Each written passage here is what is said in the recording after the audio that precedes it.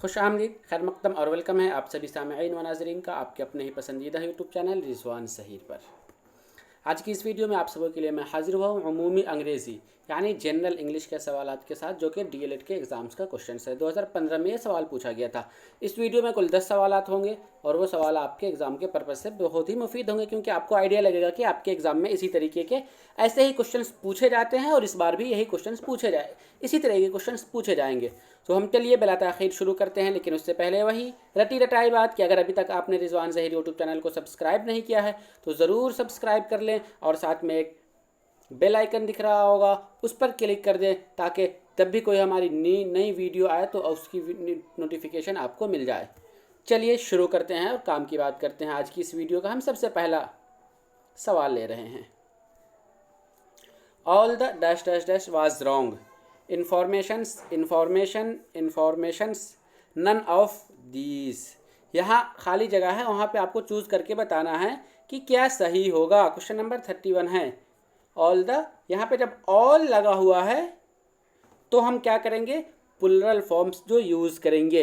Information का plural form और information का प्लुरल फॉर्म क्या होता है, जबकि हम यहाँ देखेंगे नन ऑफ दीज तो बिल्कुल नहीं, इंफॉर्मेशन बी में हमें सही दिख रहा है, लेकिन इंफॉर्मेशन के साथ हम एस का यूज़ नहीं करते हैं बल्कि इंफॉर्मेशन ही यूज़ करते हैं, और स्टॉफी एस तो यूज़ होगा ही नहीं, इस वजह से हम सही जवाब लेंगे B.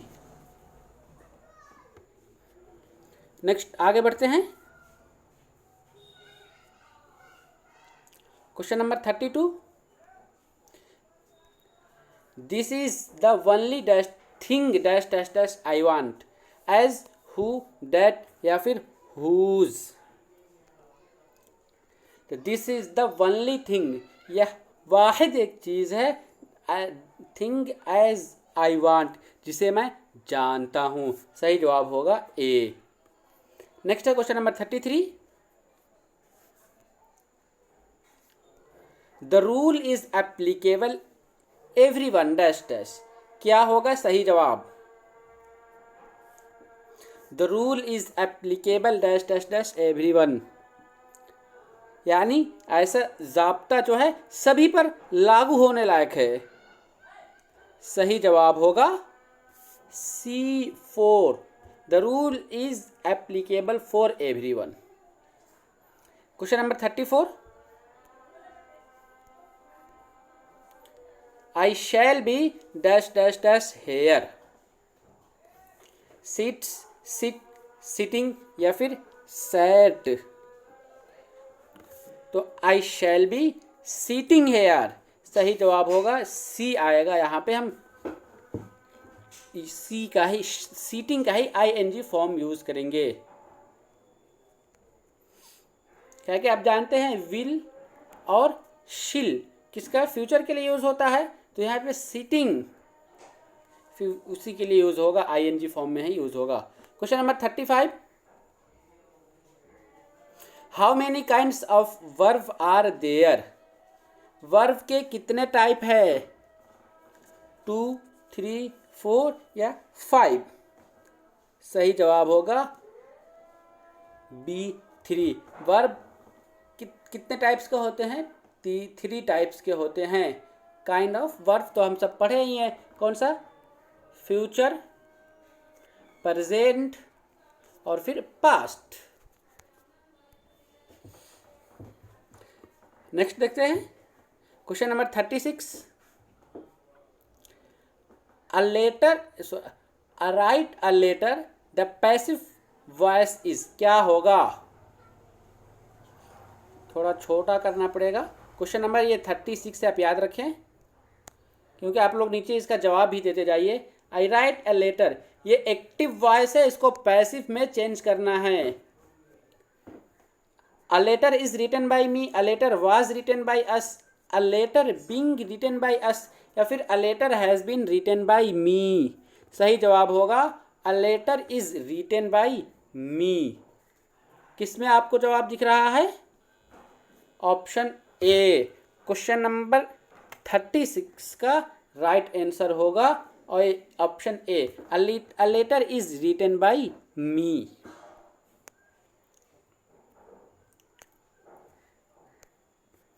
Ram said, question number 37, I saw him, ये Ram said I saw him, इसको अब आपको इनडायरेक्ट फॉर्म क्या होगा इसका बताइए, ये डायरेक्ट है। Ram said that I saw him, Ram said that I see him, Ram said that had seen him, या फिर Ram said that he saw him. सही जवाब होगा Ram said that he has been him. क्या होगा आपका ऑप्शन बी। राम ने कहा आई सॉ हिम, तो यहाँ पे हम सॉ को सैड से चेंज करेंगे और हैड का यूज करेंगे।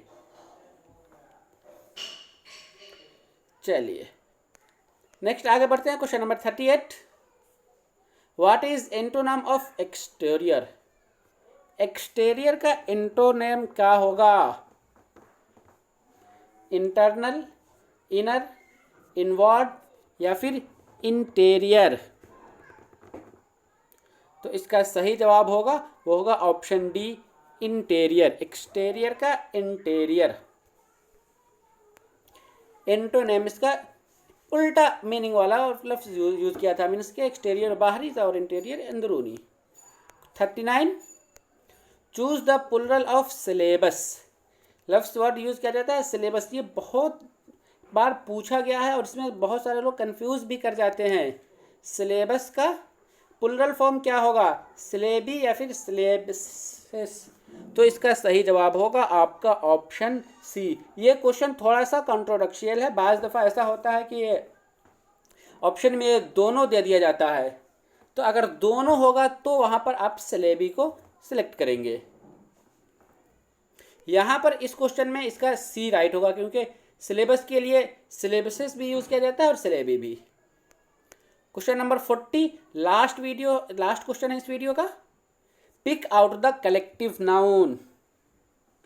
कलेक्टिव नाउन को हमें यहाँ पर चुनना है, ऐसा नाउन जो गिना जाए।